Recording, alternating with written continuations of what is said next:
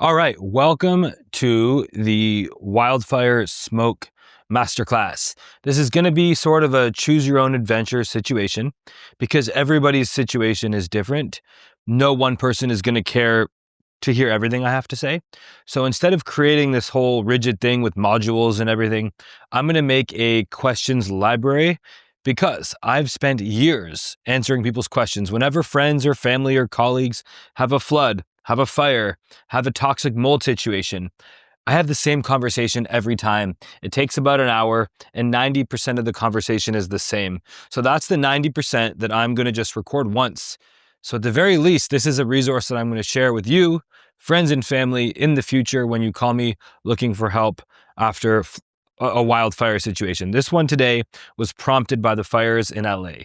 Now this course in LA in January 2025.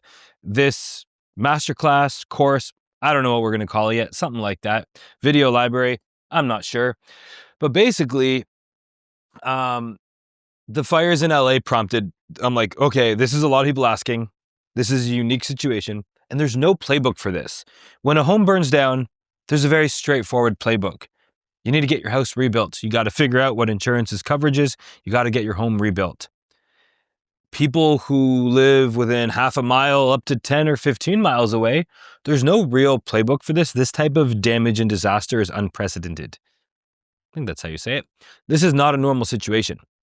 I spent 7 months in Fort McMurray, Alberta, in Canada, after Canada's biggest wildfire in 100 years, where several thousand homes burnt, 100,000 people were evacuated for a month, power was lost for weeks, and almost no contractors and no insurance companies had a playbook for this. There's a playbook for kitchen fires. There's a playbook for dryer fires. When your home has damage, there's a playbook for that. But when we're talking about a home that didn't see flames, but it was intoxicated by smoke, there's no playbook for this. So we learned by month, like it took the entirety of that 7 months and even longer to learn how to properly remediate a home from wildfire smoke. What everybody thought the game plan was in month 1, it kept building because, we'd vacuum, we'd clean, we'd wipe surfaces, we'd steam clean, we'd clean the ducts, we'd clean the HVAC, but there was so much more to do. How do we deal with the clothing? How do we deal with the insulation?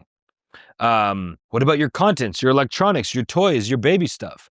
And we had to go through many, many iterations of cleaning people's homes until it was actually passing tests and safe for people to live in. So I'm going to touch on 2 first. Who is this for?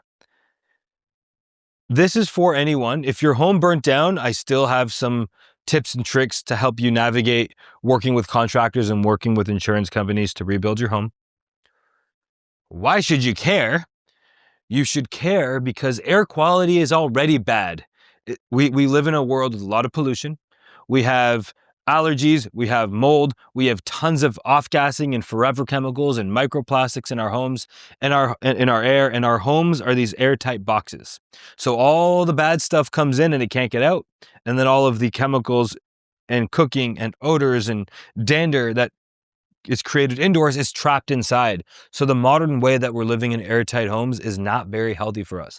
And then when you add a wildfire smoke, and not just a regular wildfire smoke, but we're talking about thousands of homes that were burnt, cars. So think about your garage or your storage room, every can of paint, WD-40, Lysol, Windex, everything, your cars, the fuels, factories, all those industrial chemicals, they are all in that toxic smoke.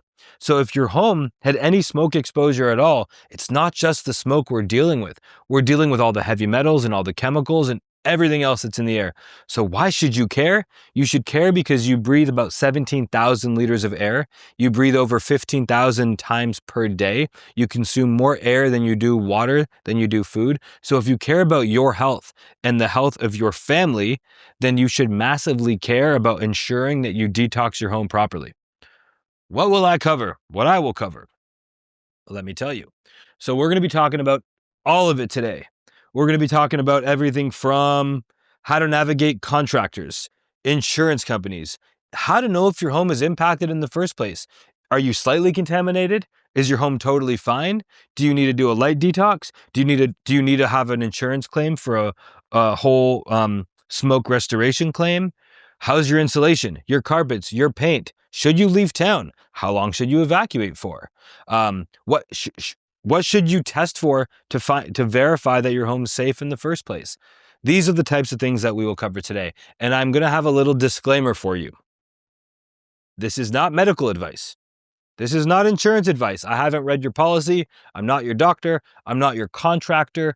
Every insurance policy is different. The way insurance companies fight things are different. States and city all vary. FEMA getting involved is different. Your personal ability, everyone's situation is different. How much money do you have? Can you work remotely? Are you a tenant? Do you own the home? Do you have pre-existing health factors? So I'm going to do the best that I can to share from the experience that I've had, largely living in Fort McMurray for 7 months, seeing people's health, remediating homes, dealing with contractors, hundreds of contractors, dozens of insurance companies. I've also worked with, Houston floods, California wildfires. So I have a pretty good idea, a great idea at how to navigate these situations, but they're unique. They're all different. So this is no formal advice. This is me sharing my experiences with you so you can make the best informed decisions that you can. So that concludes the first section of why should you care, who this is for, what I will cover, and we're going to get into it. Next, we're going to talk all about how to assess your home. To build on the why you should care, an important part of also why you should care, you may have come into your home and say, it smells fine in here. It's totally fine. It smelled a little bit smoky, but now the smell is gone. We're fine. This is one of the biggest reasons why I'm doing this. You likely are not fine. Air is invisible. There's a little term called nose blind. So when you are, if you go to someone's house that smells like a wet dog or like cooking, within 20 minutes, you can't smell it anymore. So we get used to our environments. And if outside smells worse than inside does, you won't even detect on the odors inside. And just because you can't smell it, that's just the tip of the iceberg. I'd go to people's homes 3, 4, 5 months after the smoke contamination occurred. But when we start testing their insulation, their carpets, their bedding, their clothing, there could be massive amounts of PAH, heavy metals, other volatile organic compounds. So just because you've done a little walkthrough and your house smells okay and you don't see piles of ash and soot everywhere, that does not mean you're okay.